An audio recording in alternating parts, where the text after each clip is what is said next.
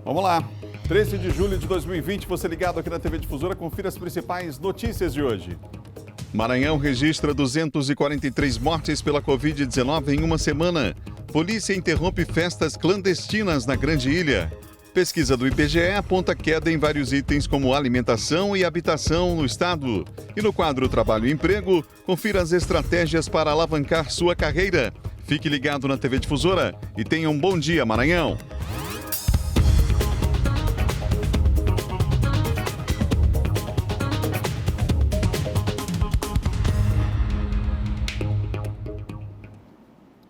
Estamos juntos mais uma vez, que bom saber que você está com a gente em todo o estado, nessa audiência que só cresce do nosso Bom Dia, o primeiro telejornal da TV Maranhense está no ar, que bom, estamos juntos e até às 8 horas da manhã, muita informação, a informação aqui não para, você vai dizendo para a gente nas redes sociais qual é o bairro que você está em São Luís, qual é a cidade que você acompanha o nosso Bom Dia, para a gente fazer o registro aqui daqui a pouquinho, tá bom? São 7 horas e mais 1 minuto, 7:01, e nós vamos começar a semana atualizando os números da Covid-19 aqui no estado e também no Brasil. Eduardo Ericeira está comigo. Eduardo, uma boa semana para você, um bom dia, uma semana de muita, como você fala, consciência, né? E saúde também. Bom dia, Eduardo. Olá, muito bom dia, Adalberto. Bom dia a todos que acompanham o Bom Dia Maranhão. Uma ótima semana a todos. A gente começa, né, o Bom Dia Maranhão de hoje atualizando os dados relacionados aí à Covid-19, começando aqui pelos dados locais do estado do Maranhão, onde a gente tem percebido que tem muitas pessoas, o vírus ainda circula, a pandemia infelizmente ainda assola o país, assola o mundo todo, em várias partes do mundo, e tem muitas pessoas que deixaram de utilizar a máscara, que é instrumento importante, acessório importante neste momento para diminuir, pelo menos prevenir aí o contágio, prevenir muito. As pessoas que estiverem utilizando máscara, a gente percebe que de fato circulando pela rua tem muitas pessoas que deixaram de utilizar a máscara. Claro, se você está em algum estabelecimento comercial, de repente em um restaurante, em um barco, consumindo algo, claro que a pessoa não tem que estar de máscara, mas circulando pela cidade a gente percebe que de fato tem muitas pessoas que deixaram de utilizar a máscara, o que é uma situação até perigosa, né? Porque aumenta aí a questão da preocupação com o índice de contágio, aí, com uma segunda curva que é o que ninguém espera, o que ninguém torce, e a gente precisa sim seguir as recomendações ainda de prevenção, as recomendações sanitárias. A curva ainda é crescente, claro, houve uma diminuição aqui na Grande Ilha de São Luís, mas casos confirmados ainda continuam surgindo, não só aqui na ilha, mas principalmente no interior do estado do Maranhão. Alguns municípios até voltando atrás na questão da flexibilização do comércio, por isso é importante seguir essas recomendações. Olha, Adalberto, vamos começar aqui os dados, trazendo agora os números, com o número de recuperados, que é a notícia boa, né? Uma grande quantidade de pessoas já conseguiram vencer essa batalha contra a Covid-19 aqui no estado do Maranhão, quase 78 mil recuperados, 77.815 pessoas já conseguiram se recuperar da Covid-19. O número de óbitos também continua aumentando, lamentavelmente, 2.463. Lembrando que nas últimas 24 horas, e isso é importante a gente explicar, a gente já vem explicando isso aqui há algumas semanas, foram registradas 37 novas mortes pela Covid-19 no estado do Maranhão. Só que apenas uma morte aconteceu nas últimas 24 horas. Uma pessoa que estava no isolamento domiciliar ou então internada em algum hospital morreu nas últimas 24 horas, vítima da Covid-19. Essas mortes, essas outras 36, foram pessoas que morreram há dias ou até semanas atrás. Saiu a confirmação só agora, uma questão de responsabilidade, transparência por parte da Secretaria Estadual de Saúde. Divulgou agora, confirmou só após clara confirmação aí, mediante a exames, a testes que foram realizados. Então, 37 nas últimas 24 horas confirmados, mas pessoas que morreram mesmo. De fato, nas últimas 24 horas, apenas um óbito foi registrado. Fato é que continua muito crescente o número ainda, infelizmente, de pessoas que faleceram vítimas da Covid-19. O número de casos ativos, atualmente, pessoas que estão infectadas neste momento, 18.674. Mais de 17 mil estão no isolamento domiciliar, estão apresentando sintomas leves. Mesmo assim, claro, tem o acompanhamento médico, assistência médica. Outras 389 pessoas estão internadas em leitos de enfermaria e 323 internadas em leitos de UTI. Quer dizer, quase mais de 700 pessoas internadas ainda em hospital, aí acometidas pela Covid-19, que estão passando aí por tratamento médico também. Nas últimas 24 horas, também outro dado que é importante, esse registro de novos casos aí, casos confirmados aí do novo coronavírus. Como eu disse, a curva ainda continua ascendente, por isso é necessário ainda seguir as recomendações. 82 novos casos na Grande Ilha de São Luís, 15 no município de Imperatriz e 457 nas demais regiões, fora da Grande Ilha, da região metropolitana e também do município de Imperatriz. Há alguns dias a gente dependendo da testagem, apresenta 1.000 novos casos no interior do estado, agora 457. Essa curva aqui é flutuante, mas de fato é preocupante ainda porque novos casos do novo coronavírus estão surgindo. Agora, só para finalizar, Adalberto, os dados nacionais, a curva também permanece ascendente. A gente falou inclusive na semana passada da possibilidade do país chegar nessa próxima semana, na semana passada a gente falava dessa semana agora que a gente começou a partir de hoje, da possibilidade de chegar a 2 milhões de casos confirmados se a curva continuar ascendente. Já está em 1.864.681 casos confirmados do novo coronavírus, isso em todo o país. O número de óbitos subiu para 72.100 pessoas que infelizmente perderam a vida. Só nas últimas 24 horas foram 24.831 novos casos do novo coronavírus. Se continuar nessa elevada, como eu disse, nessa semana a gente bate a triste marca, a preocupante marca de 2 milhões de casos confirmados. Desse total de mais de 1.800.000 pessoas, desses casos confirmados, 669 mil, quase 670 mil pessoas já conseguiram se recuperar, é um número bem elevado.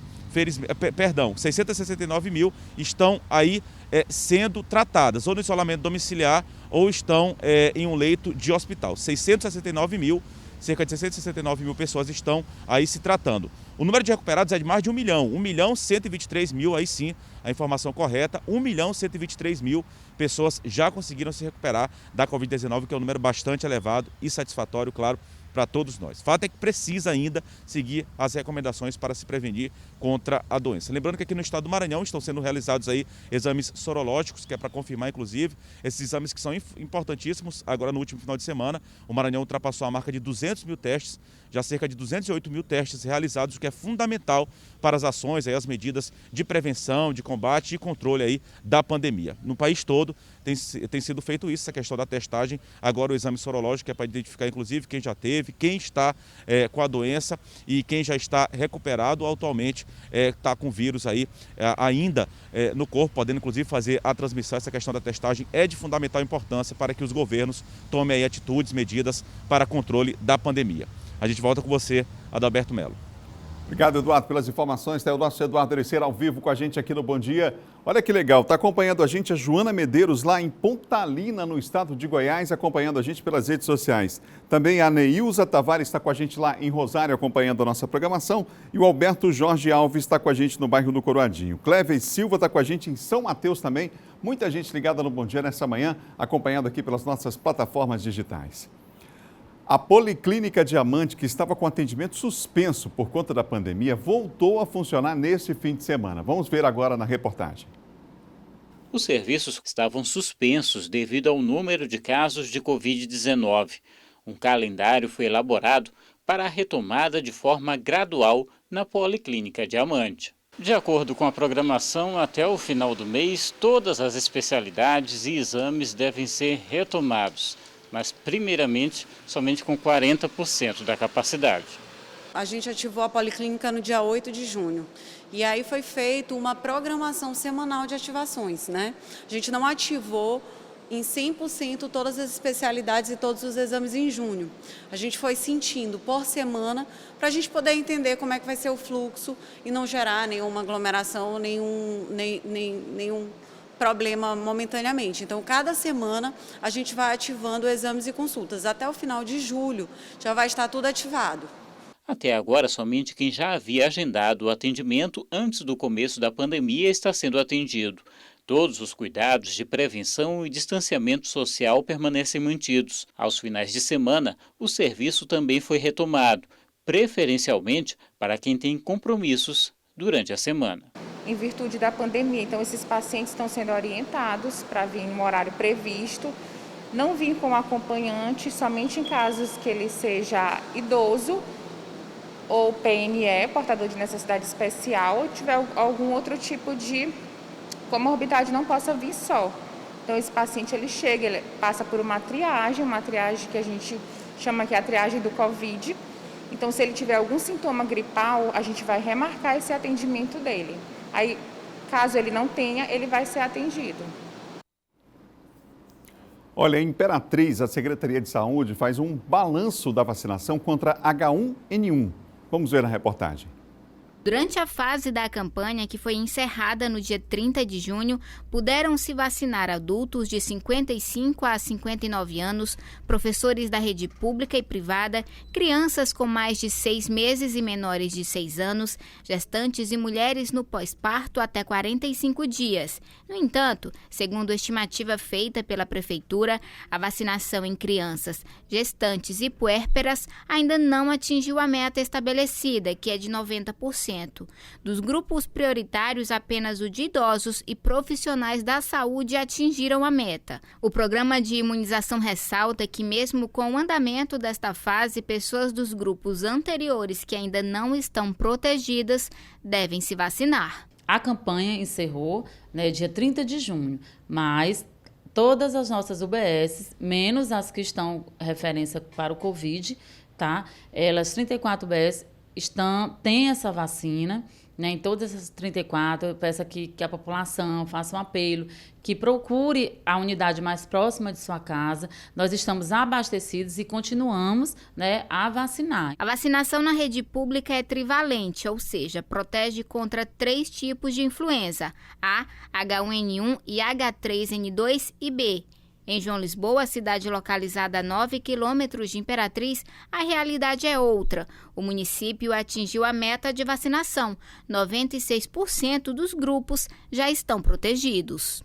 Estratégias essas como a realização de vacina em domicílio, além do posto de saúde. Disponibilizamos também carros para realizar a vacinação em pontos estratégicos do nosso município e também na zona rural. Olha, de acordo com a Secretaria de Saúde do município de Davinópolis, distante 14 quilômetros de Imperatriz, a cidade atingiu a marca de 107,50% da cobertura de vacinação contra a gripe. Ou seja, foi além da meta, inclusive, estabelecida lá no município. Confira agora o nosso Giro de Notícias. O governador Flávio Dino sancionou lei aprovada pela Assembleia Legislativa do Estado, obrigando condomínios residenciais a comunicar à polícia casos de violência doméstica contra mulheres, crianças, adolescentes e idosos. A lei vale para os condomínios residenciais em todo o Maranhão. A comunicação deve ser feita pelos síndicos ou administradores. O relato deve ser realizado sempre que houver ocorrência ou indício de violência doméstica ou familiar. 70 pessoas suspeitas de participação em rinhas de galos foram detidas neste sábado durante a operação conjunta das Forças de Segurança no município de Grajaú, a 580 quilômetros da capital maranhense. Após denúncias de que acontecia um torneio de rinha de galos na Chácara São Jorge, povoado São Raimundo, agentes de segurança foram até o local e constataram a veracidade dos fatos. Entre as 70 pessoas conduzidas estavam organizadores, criadores de animais, apostadores e espectadores, muitos vindos de outros municípios e estados. Um balanço divulgado pelo Ministério da Educação contabilizou 814.476 inscrições para o Sistema de Seleção Unificada do segundo semestre. O MEC informou que 424.991 candidatos inscritos disputam mais de 51 mil vagas, ofertadas em 57 instituições públicas de educação superior no país. Pela primeira vez, além dos cursos de graduação presenciais, o SISU vai ofertar vagas na modalidade à distância. O resultado da primeira chamada do SISU será divulgado amanhã, terça-feira.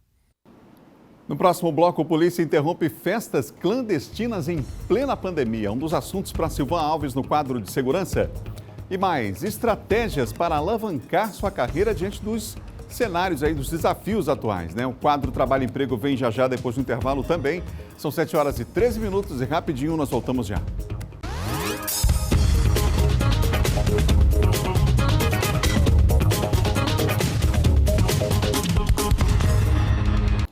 São 7h16. Vem comigo para a gente saber como é que está o trânsito agora na capital. Vamos saber? Tempo real, as imagens da central da Secretaria Municipal de Trânsito e Transportes. Vamos para a região Itaquibacanga, a audiência nossa é alta lá. E olha só, muita gente já se deslocando no sentido Bacanga Centro. Nesse momento, você vê a imagem. A gente vai fechar para você, tá aí no detalhe, olha só. Vários carros ali, motos também, os ônibus já circulando também normalmente na capital nessa manhã. E não há informação até o momento na produção de acidentes nesse ponto. Nós apuramos, não há nenhuma informação de acidente, nem lentidão aqui nesse braço da BR-135, Avenida dos Portugueses, tá bom? Agora, teve um acidente na Vila Itamar. A produção recebeu essa informação na Vila Itamar. Houve um acidente BR-135 também, ali na Vila Itamar. Portanto, um acidente no começo dessa manhã. A gente mostra mais um ponto da cidade para você. Vamos mostrar o segundo ponto agora, ao vivo, aqui pertinho, Ponte Bandeira Tribus. Vamos para lá? Tá aí, ó. Imagens em tempo real, sentido centro, já um grande número de veículos aí. O volume é grande nesse momento no deslocamento das pessoas para o centro da cidade. No sentido contrário, você tem imagens também, mas não há informação de nenhum acidente nesse trecho da cidade, nem lentidão nesse ponto. Vamos para o próximo agora. Olha só, um retorno proibido em cima do canteiro cidadão. Olha o flagrante aí, ó. Ao vivo nesse momento, o cidadão vai fazer um retorno proibido.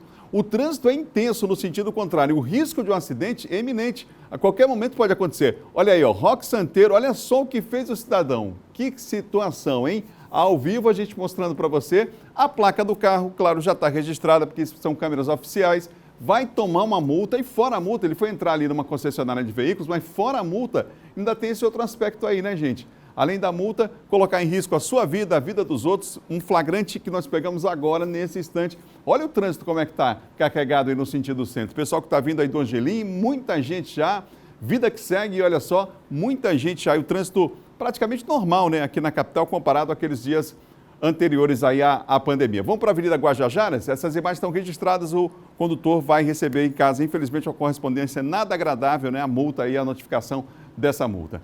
Avenida Lourenço Vieira da Silva, trânsito liberado, portanto, o pessoal que vem da Universidade Estadual do Maranhão vai se deslocando, do São Cristóvão também. Bom trabalho para você, uma boa semana, uma boa segunda-feira. Está aí essa imagem aí com o sol já brilhando na ilha, o calor, temperatura lá em cima, o dia já está começando quente esses dias aqui na capital, né, gente? Mas o trânsito nesse momento não há registro de acidentes nesse ponto da cidade. Essa é a informação que temos. Nesse ponto, nesse trecho aqui da capital maranhense. Mostramos imagens ao vivo em tempo real. O céu está bonito, hein? Céu azul bonito, portanto, nesta manhã de segunda-feira aqui em São Luís do Maranhão. São 7 horas e mais 19 minutos. Agora a gente fala de segurança.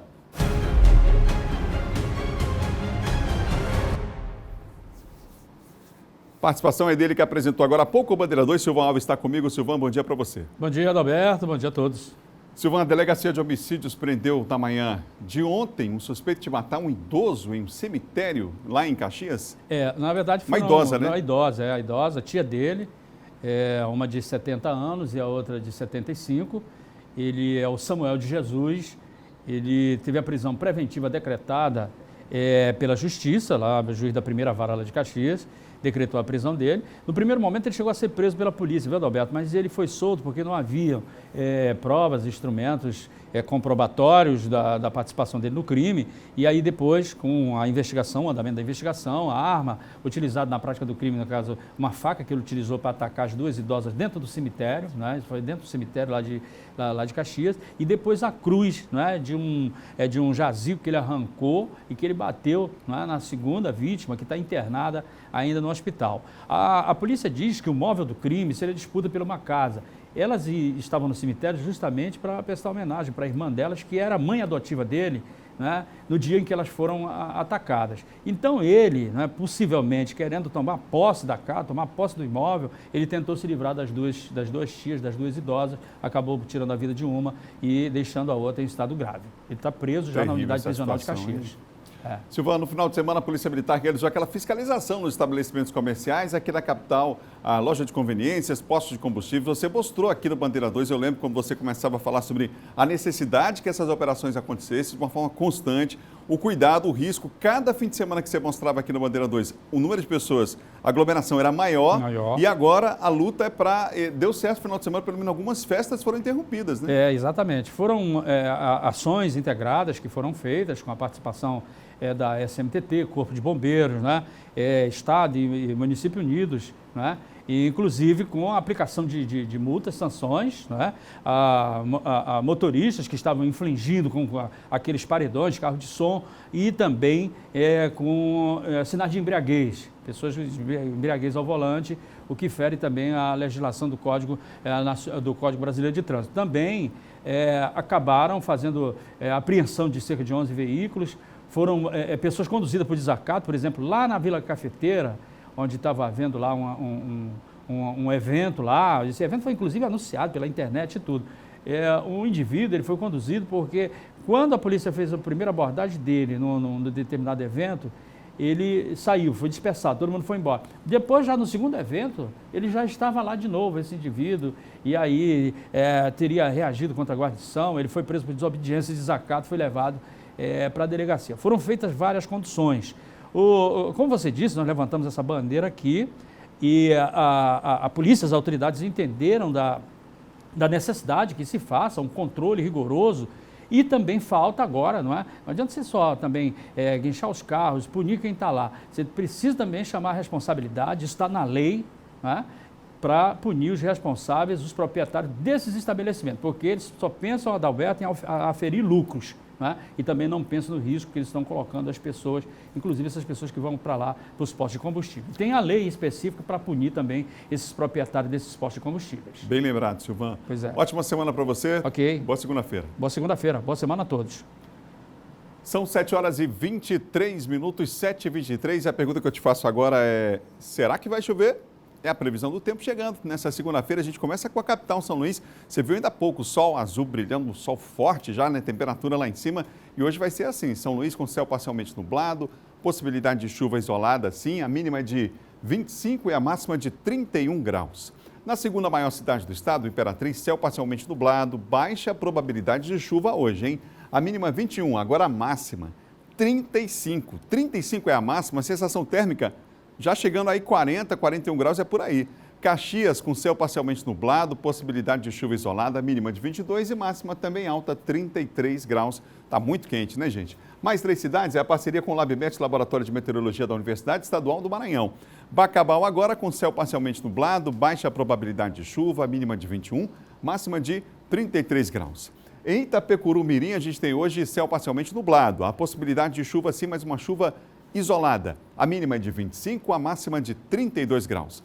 Baixada Maranhense recebendo nosso abraço, os amigos em Santa Helena, em Pinheiro, né, acompanhando a nossa programação, em São Bento, mínima de 25, máxima de 32 lá em Pinheiro, céu parcialmente nublado, possibilidade de chuva isolada.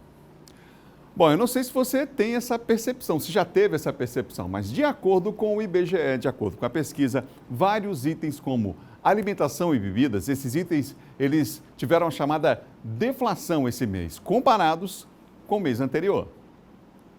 É o terceiro mês seguido com queda nos preços.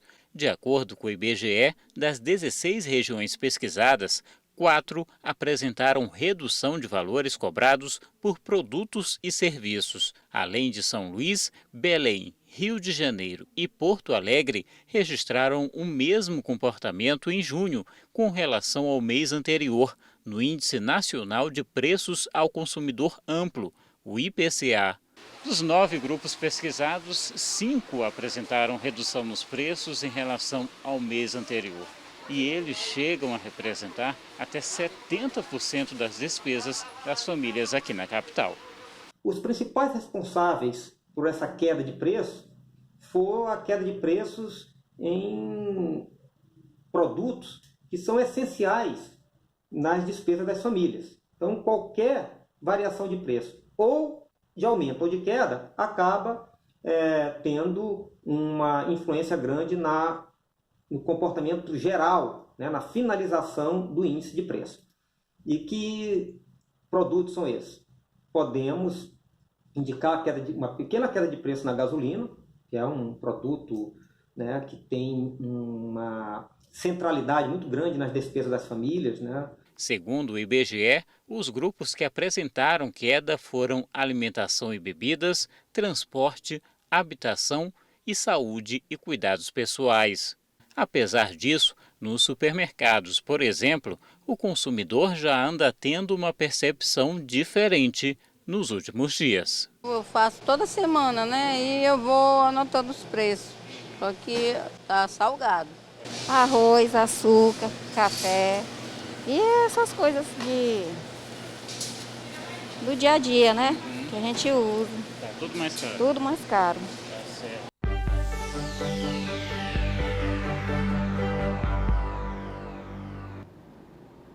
O número de desempregados cresceu nesse período de pandemia, mas será que é possível traçar estratégias para alavancar as carreiras mesmo nesse cenário de crise? Sobre o assunto, eu converso com o consultor e palestrante Manuel França, aqui com a gente ao vivo no Bom Dia. Manuel, bom dia, prazer tê-lo aqui conosco aqui na TV Difusora. Bom dia, Adalberto, bom dia a todos. É uma satisfação mais uma vez contribuir com o Bom Dia. Bom, a gente geralmente se fala que crise também é oportunidade, né? Isso vale para quem quer voltar para o mercado de trabalho, para quem quer realmente desenvolver sua carreira e já estando, por exemplo, empregado também? Com certeza. Então, assim, momentos de crise vão ter desafios para a gente enfrentar, mas também aparecem oportunidades. São momentos de mudanças. Então, as mudanças acontecem e a gente tem que estar observando isso. Então, seja uma pessoa que está buscando uma oportunidade de emprego, seja aquela que já está empregada, seja aquela que está estudando, que empreende, ela tem que estar observando esse cenário, vendo o que tem de desafio e o que ela pode fazer diante desses desafios para poder alavancar seus resultados, sua carreira, seus objetivos. Manuel, é interessante, porque nesse período aí houve uma certa redução da carga horária de muita gente e as pessoas fizeram o que com esse tempo? Eu conheço muita gente, você deve conhecer também, que aproveitou para se reciclar, para estudar, para aprender uma língua, para se qualificar melhor. Esse realmente é o caminho? Conhecimento, ele nunca é demais e ele é importante sempre. Então, Adalberto, até como eu falo muito, o mundo, ele muda e está mudando cada vez mais rápido. Então, diante desse cenário atual, a gente viu que teve mudanças muito bruscas. Então, quem, por acaso, conseguiu prever isso, visualizar esses desafios e oportunidades antes, pôde se preparar.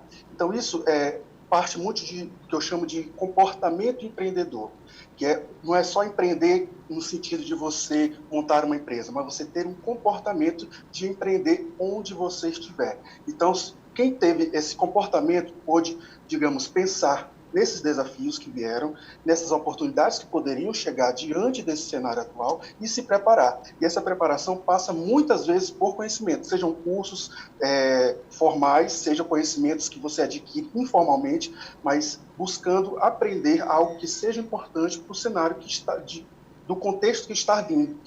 Então, esse cenário de hoje, quem pôde imaginar mais ou menos o que aconteceria antes, pôde se preparar melhor. Manuel, a crise também antecipa tendências, né? Isso é fato, a gente tem visto ao longo da história. E nesse caso, por exemplo, a comunicação digital chegou com força total. Aqueles profissionais liberais, por exemplo, você entende que cada vez mais, para qualquer profissional, né, esse domínio da tecnologia e a possibilidade dessa comunicação à distância é algo que chegou para ficar? Com certeza. Então, o mundo digital, ele está aí, ele já é o presente, não é mais o futuro. Então, cada vez mais a gente utiliza as ferramentas, as plataformas digitais, como agora nós estamos aqui utilizando. Então, várias vezes eu fui ao estúdio e agora a gente está aqui à distância, mas estamos fazendo a entrevista, estamos conversando. Então, essas ferramentas estão sendo usadas cada vez mais e vão ser usadas cada vez mais. Então, a gente vê, por exemplo, alguns cursos, eles são presenciais, mas diante desse cenário atual, ele precisou se adaptar e levar esse conhecimento para os alunos por meio digital, à distância, por meio dessas ferramentas. Então, para o estudante, para o profissional liberal, para aquele funcionário de uma empresa ou empreendedor que tem uma empresa, ele tem que estar de olho no que está acontecendo, o que é a realidade hoje, o que pode vir no futuro para ele se preparar. O conhecimento, buscar quem possa ajudar ele, fazer parcerias. E esse mundo digital, com certeza, ele já está aí, já estamos utilizando e vai ser cada vez mais utilizado. Nesse cenário de pandemia, o processo de seleção também está mudando, né, Manuel? E aí eu fico imaginando o cidadão que todo dia imprimia o seu currículo, saía de casa, botava debaixo do braço e ia bater de porta em porta para tentar ofertar a sua mão de obra, o seu trabalho, a sua experiência, enfim. Como é que funciona isso agora? É preciso ficar atento porque essa seleção mudou e o processo, inclusive, de distribuição desse currículo, quer dizer, você precisa ter isso atualizado no digital, né? Mas já deveria, mas agora mais ainda. Sim. Cada contexto é um contexto, então você tem que observar o seu contexto, a sua área de atuação, mas de modo geral, sim, o digital está sendo utilizado cada vez mais. Então nós hoje podemos utilizar, já há algum tempo, mas podemos utilizar e devemos utilizar redes que sejam profissionais. Então a gente tem redes profissionais que você faz, digamos, um currículo profissional, você compartilha conhecimento, você interage de forma online, à distância, com pessoas que estejam em qualquer lugar, não só do Brasil, mas do mundo. Então, saber utilizar essas ferramentas, colocar o seu currículo ali, mostrar seu conhecimento, as suas experiências e até mesmo o que você sabe, compartilhar vídeos ou qualquer tipo de conteúdo que seja relevante para outras pessoas, principalmente pessoas que sejam da sua área, pessoas que eventualmente possam fazer parcerias ou até mesmo contratar você. Isso é importante, utilizar essas ferramentas, essas redes. Manuel, nosso tempo está se esgotando já. É claro que a gente não vai esgotar o assunto aqui, é um assunto vasto, mas que dica você daria para quem está assistindo a gente agora no estado inteiro que fica pensando, puxa, eu quero aproveitar essa oportunidade, eu preciso necessariamente voltar ao mercado de trabalho ou ampliar aquele trabalho que eu já realizo? Então, assim, o tempo, eu sempre digo que o tempo é um bem inelástico. Todo mundo tem 24 horas por dia, 7 dias por semana. Então, aproveitar da melhor forma possível esse tempo. Então, eu sempre falo de autoliderança, de comportamento empreendedor. Então, você ser líder de você mesmo, então você tomar a responsabilidade diante dos desafios, o que eu vou fazer para alcançar os meus objetivos. E ter esse comportamento empreendedor, de ter uma visão, de analisar o contexto, ver o que está acontecendo, o que pode acontecer, para você buscar soluções. E aí você sempre pensa, o que eu posso fazer para resolver os meus problemas, mas também como é que eu posso ajudar outras pessoas entregando soluções para elas. Então, pode ser pessoas, pode ser empresas. Então, sempre observe a sua autoliderança e o seu comportamento empreendedor. Obrigado ao consultor, palestrante Manuel França, pela participação aqui no nosso quadro Trabalho e Emprego. Obrigado também. Portanto, na próxima semana, na próxima segunda, volta o nosso quadro Trabalho e Emprego. Você pode mandar sugestões para nós, mandando o e-mail aqui para o jornalismo da TV Difusora, e a gente vai ter o maior prazer, através das nossas redes sociais também, né, sugerindo temas e fazendo perguntas também. E a gente vai atender aqui no quadro Trabalho e Emprego, tá bom? No próximo bloco você vai ver como vai ser a retomada dos atendimentos presenciais na Justiça Eleitoral do Estado. É a partir de hoje, hein? E mais, João Coutrin vem aí com um quadro de política falando dos bastidores. São 7h34 e a gente volta já já.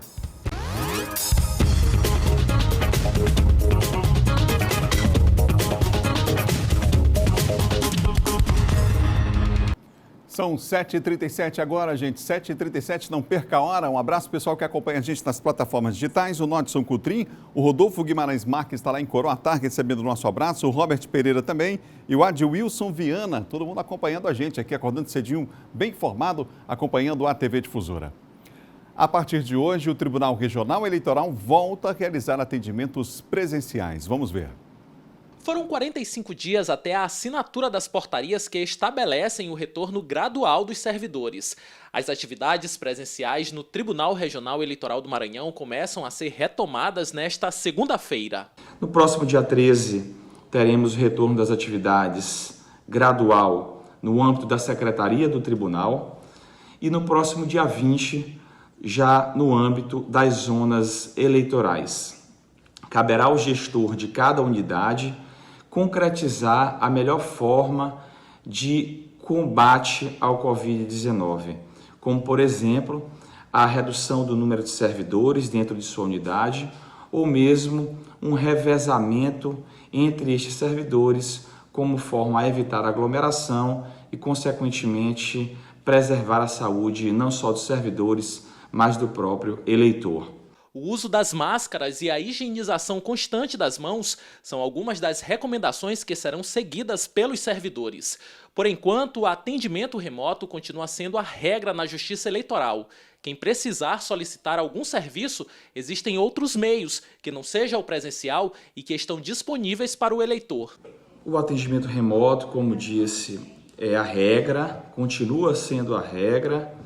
E o eleitor pode ter acesso aos serviços através do site do Tribunal Regional Eleitoral do Maranhão, através dos e-mails que estão disponibilizados no site, os e-mails das zonas, e através do 0800 098 5000. Mesmo sem atividades presenciais, o TRE do Maranhão seguiu desenvolvendo todas as tarefas referentes às eleições municipais de 2020, que serão realizadas nos dias 15 de novembro, primeiro turno, e 29 de novembro, segundo turno. O senador Everton participou de um debate em uma live com o vice-presidente nacional do PDT, Ciro Gomes. A live reuniu o senador Everton e o vice-presidente do PDT, Ciro Gomes. Durante 1 hora, diversos assuntos políticos foram debatidos. Entre eles, a atual crise no Ministério da Educação. Ciro Gomes lembrou de experiências exitosas no setor quando foi governador do Ceará. Havia aqui uma precariedade na estrutura física em que nós tínhamos uma prática de escolas isoladas que funcionavam dentro da salinha de uma casa de taipa da própria professora. Então, isso era uma realidade muito comum, não era uma coisa rara que acontecer, não. Hoje, praticamente, isso está resolvido, já completamente. A estrutura física melhorou muito. Todas as escolas cearenses estão interligadas por um cinturão digital, fibra ótica, de alta velocidade. E as práticas escolares acabaram exigindo que o Estado alterasse a própria parceria com os municípios. A crise gerada pela pandemia do novo coronavírus também não poderia ficar de fora da conversa. O senador Everton destacou o trabalho realizado pelo Senado Federal e Câmara de Deputados em favor da população mais afetada pela doença. A prorrogação agora por 2 meses também foi por muita força política e pressão que nós fizemos. Os líderes e o presidente Davi Alcolumbre com o Rodrigo Maia, que foram para cima do Guedes e disseram, ou prorroga por mais 2 meses, ou senão o Congresso vai ter que parar e nós vamos para cima, porque não dá para vocês fecharem os olhos para a crise dramática que a gente está vivendo lá na ponta. O processo eleitoral em 2020 foi outro destaque do bate-papo. As eleições municipais neste ano serão realizadas em 15 de novembro e não mais em outubro. Você é o exemplo daquilo que a gente precisa na política brasileira. Sabe, mais trabalho, mais realização, mais objetividade e menos conversa fiada, como diz o nosso caboclo lá da minha querida Sobral. E você faz isso, né? É um cara que está com a cabeça nas grandes questões, o crédito, o enfrentamento da pandemia, mas não esquece a sua tarefa, né, de mediar recursos, de buscar aí, bater em portas para resolver problemas. Eu não estou dentro do grupo de risco, e a minha vida sempre foi um risco. Para quem fez movimento estudantil, lutou a vida toda ali combatendo os fortes grupos que a gente combateu e chegou onde chegou, eu não posso na guerra fugir e assistir sessão de casa ou participar de forma remota. Se eu sou da mesa e eu estou sendo chamado por essa tarefa, quem me conhece sabe que eu não ia ficar parado. Então, eu sinto assim, ao mesmo tempo tristeza do momento que a gente está vivendo, Ciro, mas eu todo o tempo sinto que estou me dando o máximo para dar minha contribuição para o país.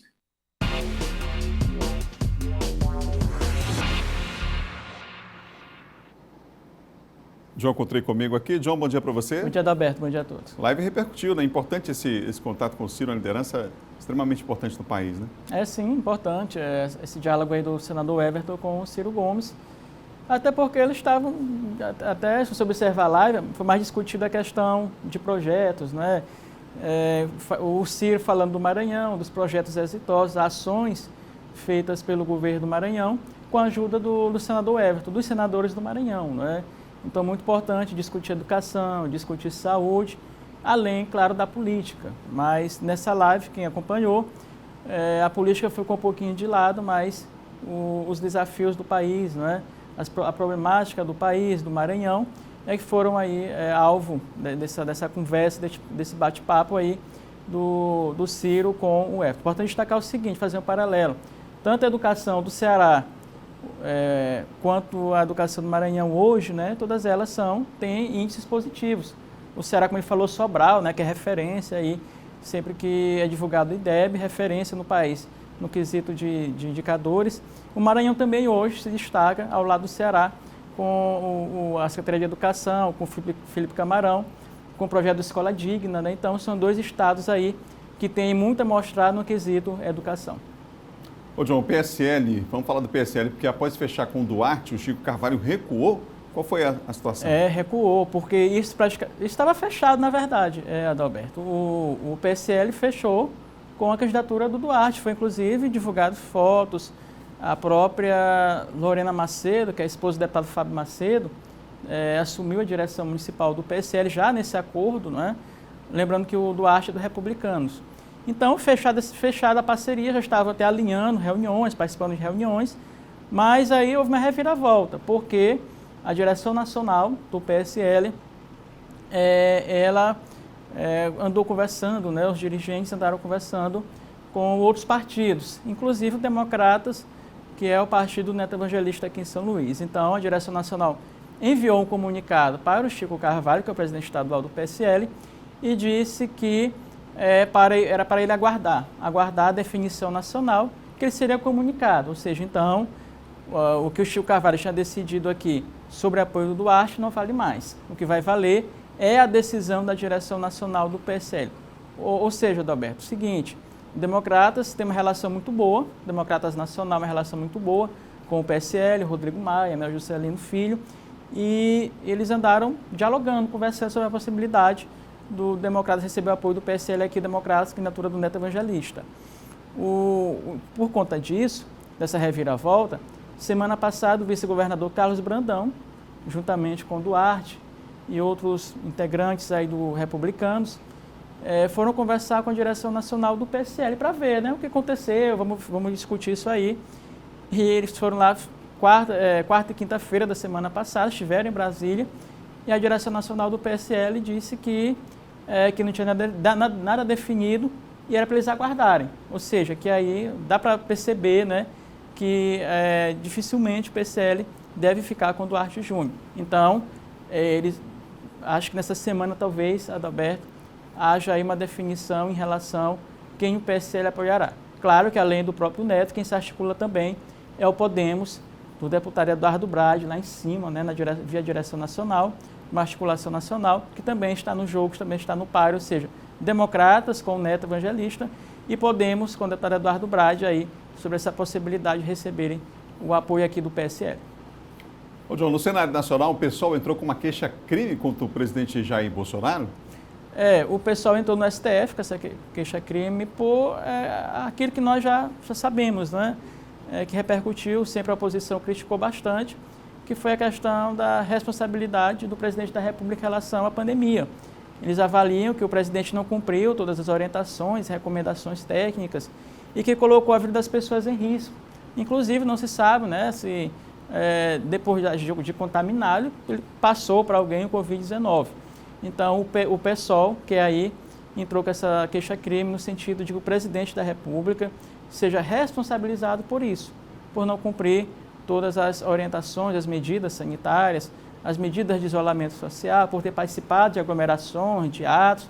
Então, segundo o PSOL, o presidente da República colocou em risco a vida das pessoas. O presidente que hoje, Adalberto, se recupera da Covid-19, o estado de saúde dele é bom, vem fazendo exames diários, né, vem tomando a hidroxicloroquina, vem realizando exames do coração todos os dias para ver se há algum efeito da cloroquina no coração dele, mas se recupera bem, acho que essa semana talvez já se recupere totalmente, né, da Covid-19. O presidente Jair Bolsonaro, portanto, aí ele está em isolamento, participa de reuniões aí com ministros. Na última semana já escolheu o novo ministro da Educação, como ele havia dito, né, no final de semana. Já temos hoje um novo ministro da Educação e o presidente, portanto, aí segue com seus trabalhos de forma em casa, de forma remota, online, né, conversando com ministros, assinando também atos de governo. Obrigado, João. Até amanhã. Até amanhã. João Coutrinho, nosso colunista de política aqui do Bom Dia, pessoal. O prefeito de São Luís, Edivaldo Holanda Júnior, participou de uma vistoria em obras na região central da capital maranhense nesse fim de semana. Vamos ver. O prefeito de São Luís acompanhou o andamento dos trabalhos no local. A obra, orçada em mais de R$ 4.470.000, contempla de uma só vez a Praça João Lisboa, o Largo do Carmo, a Rua de Nazaré e o entorno. A previsão é que os serviços sejam concluídos ainda no mês de setembro. E nós estamos num lugar histórico da cidade, reformando a Praça João Lisboa, Largo do Carmo, todo o entorno. E em breve nós estaremos devolvendo este espaço para a população. A Prefeitura de São Luís, que ao lado do IFAM, tem um trabalho muito importante dentro do centro da cidade. As obras fazem parte do amplo pacote de revitalização do centro histórico da capital, que vem sendo executado pela Prefeitura e que conta também com a parceria do Instituto do Patrimônio Histórico e Artístico Nacional, o IFAM. Esse projeto foi contratado pelo IFAM e disponibilizado à Prefeitura de São Luís, que em parceria com o IFAM está executando esta belíssima obra. E de resgate histórico, visto que este é um lugar de extrema importância histórica para a cidade de São Luís. Todo o piso da área já foi retirado e está sendo substituído pelas novas peças, de acordo com especificações estabelecidas pelo IPHAN. Também já foram executados os serviços de construção da rampa de acesso à Igreja do Carmo e a remoção dos bancos para a revitalização. O processo de recuperação do local ainda prevê novo projeto de paisagismo, ampliação dos espaços para pedestres, de acordo com as devidas normas de acessibilidade e uniformização do pavimento, assim também como a recuperação da estátua em homenagem a João Lisboa e do relógio. Nessa região aqui a gente vai ter o plantio de pelo menos 16 árvores, as árvores já vêm de médio porte, além do paisagismo térreo mesmo, com plantas, com flores. Então vai ficar um ambiente propício para que o investidor se interesse novamente em investir nessa região aqui e possa pegar esses prédios que estão com placa de vende-se e aluga-se e transformá-los em empreendimentos comerciais, valorizando essa região mais ainda. Uma obra grande essa, né? São 7 horas e mais 50 minutos. Olha, cerca de 400 mil beneficiários do auxílio emergencial contemplados no terceiro lote do benefício já podem sacar os recursos da primeira parcela. O Eduardo Ericeira está com a gente aqui, tem os detalhes, Eduardo? Pois é, Adalberto, a terceira parcela aí é um benefício que está sendo concedido aí pelo governo federal, é uma forma, né, uma das formas, das várias formas, para amenizar os impactos negativos também na área econômica, não só na saúde, mas também impactos negativos na área econômica.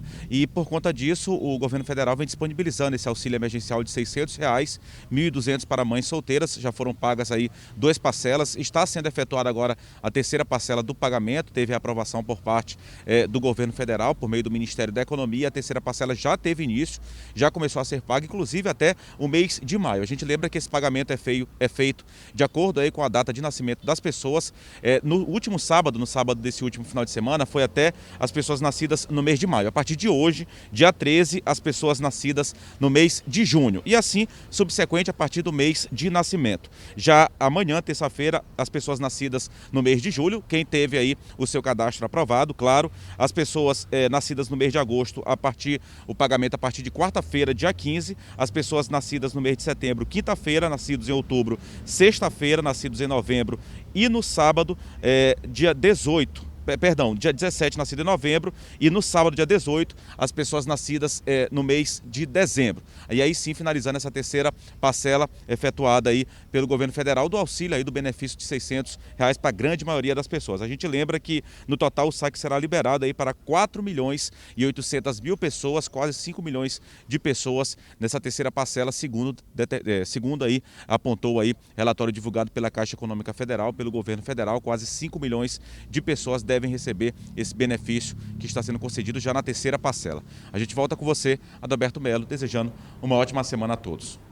Obrigado, Eduardo, pelas informações. Está o nosso Eduardo Ericeira ao vivo com a gente. São 7 horas e mais 52 minutos, 7h52. Em Imperatriz, as farmácias vão começar a atender em sistema de plantão a partir deste segundo semestre. Vamos ver na reportagem de Jaqueline Teixeira. Todos os dias são pelo menos 5 drogarias de plantão em pontos estratégicos de Imperatriz. É que as farmácias da cidade vão começar a atender em escala de plantão neste segundo semestre.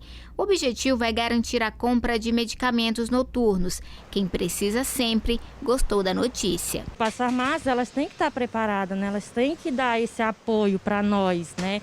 Essa possibilidade de nós procurarmos a qualquer hora e saber que elas vão estar disponíveis para nós. Devido à pandemia, atendendo todos os protocolos de prevenção contra a Covid-19, a entrega do plantão de farmácias vai ser realizada preferencialmente por meio eletrônicos e redes sociais, como nas páginas da Prefeitura e Vigilância Sanitária. Diante da situação que estamos vivendo, possibilita a entrega, remota da nova tabela de plantão. Então, a tabela de plantão vai estar no site da Prefeitura, em todos os meios, online. O não cumprimento do plantão será considerado falta grave. Se a drogaria descobrir um plantão pela primeira vez, ela vai ser interditada por 24 horas. Na segunda vez, ela vai ser interditada por 72 horas. A partir da terceira vez, as penalidades são mais graves, podendo o proprietário, inclusive, não abrir mais nenhum tipo de comércio no estado do Maranhão num período de 5 anos. Olha, em meio à pandemia do novo coronavírus, exemplos de solidariedade não faltam. A nossa reportagem acompanhou a ação de um grupo de voluntários que arrecada e doa alimentos a quem precisa. Desta vez, a ação arrecadou quase 1,5 tonelada de alimentos, doações que acabam sendo distribuídas a entidades como o Asilo de Mendicidade. O grupo, que reúne cerca de 500 doadores, começou a realizar o trabalho em fevereiro. Já visitou comunidades carentes e até prestou auxílio a artistas e bandas afetadas com a crise provocada pela pandemia do novo coronavírus. Nós temos aí participamos de vários grupos de WhatsApp, e desses grupos no qual os trilheiros participam, surgiu uma ideia através do Wagner, do grupo do Alexandre Peça de Serviço, e o Claudson também, do Quadrianjos. A gente se uniu e formou uma corrente, que é chamada Corrente do Bem. Através dessa corrente, juntamos aí vários amigos e apoiadores, nenhum tipo de fins relacionado à política e nem à publicidade profissional. Além de alimentos, a ação social leva a algo também importante, muitas vezes a quem precisa: atenção. A gente também solicita que as pessoas venham conosco. Quiser trazer criança, quando é permitido, venham. Por quê? Eles precisam de carinho, eles precisam de atenção. Um minuto que você senta, ao menos para escutar, para eles já é muito. Eles ficam felizes, tanto é que eles estão nos recebendo com a maior alegria, né? E isso é muito válido, sim. Todo mundo que participa é voluntário, mas se engana quem pensa que eles não recebem nada em troca. Adiante, a gente está conseguindo levar isso para casa de quem não tem o que comer. Então, é envaidecedor, é gratificante e até aperta um pouquinho o coração, a gente se emociona em poder fazer o bem sem olhar a quem. É emocionante realmente, né? Que esse exemplo seja seguido, ainda bem que é uma rede do bem aí em todo o mundo. Cris Reis com a gente, ligada em São Paulo, o Bernardo Costa está em Santos, também lá em São Paulo, Manuel Filho está com a gente em Brasília e a Dulce Santos também está ligada com a gente nessa manhã aqui pelas nossas redes sociais. Bom, vamos falar de esporte porque o Flamengo venceu o Fluminense por 2-1 ontem, gente, no Maracanã e abriu vantagem na grande decisão do Campeonato Carioca. Pedro e Michael marcaram para o time do Jorge de Jesus aí, não é? O Evanilson descontou para o tricolor e o rubro-negro poderá até mesmo empatar na próxima quarta-feira para ficar com o título do estadual. Ao Fluminense resta a vitória por 2 gols. Se levar a melhor, pela diferença de 1 gol, a decisão vai para os pênaltis. O SBT vai transmitir com exclusividade para a TV aberta a grande final do Carioca, hein? Nesta quarta-feira. A partida acontece às 9 da noite, gente, com portões fechados, mas com transmissão histórica, importante aí do SBT, portanto, nessa quarta final do Carioca, só aqui, TV aberta, só aqui no SBT, tá bom? Bom Dia Maranhão termina agora, outras notícias você confere no Portal M10 e está chegando de volta a Copa do Nordeste. A gente vai transmitir aqui, claro, na TV Difusora por 3 anos consecutivos. A TV Difusora é a casa da Copa do Nordeste. No primeiro ano, com o Sampaio campeão, você lembra bem, a gente inclusive reprisou aqui essas transmissões históricas do Sampaio Corrêa, da Bolívia querida, nosso representante na Série B do Campeonato Brasileiro, que vem com força total aí, os times já se movimentando. A volta do Campeonato Estadual acontece em agosto também, vai ter muito esporte para você aqui na Difusora, viu? Outras notícias você confere no Portal M10, imagens ao vivo para encerrar, para inspirar você. Baía de São Marcos, bela, linda imagem aí, portanto, da nossa ilha de São Luís. A gente se encontra amanhã, 7 da manhã. Tchau, tchau.